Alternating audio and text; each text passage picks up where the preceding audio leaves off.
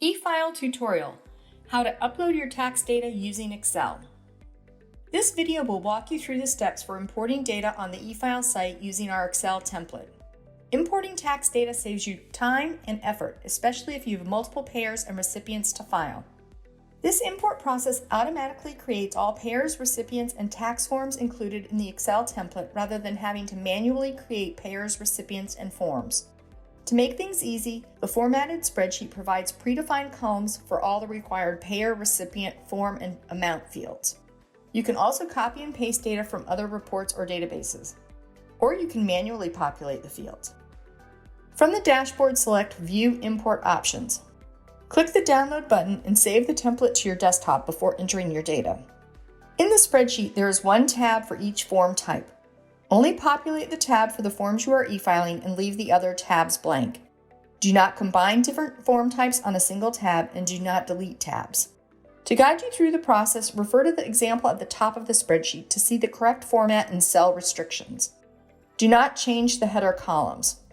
The gray shaded cells in row 4 indicate what each cell contains and helpful information about entering your data. Add your data starting at row 6. Anything above row 6 is for your information only and will be ignored by the system. Once you've completed populating the spreadsheet, step 2 is to upload the file to the eFile site. On Form Import Options, click Select File to import and locate the file you have created. Step 3, click Import Data. When your file imports, you will be delivered to a page called Review Your Imported Forms. You may see errors because the system performs many validations that prevent certain types of duplications or errors. On this page, the forms will be displayed in a grid. You have the option to fix the errors on the form on the screen by clicking on the data field of the form showing an error, or you can fix them in the spreadsheet. If you fix them in the spreadsheet, you will have to go through the upload process again. If you fix the errors on screen, once you've completed the corrections, the screen will show Total Errors 0. And you can submit your forms. Some errors are informational and will let you proceed without changing the information. Once you have eliminated any errors and saved the forms, you will be on the Forms in Progress page where all your uploaded forms are available to check out.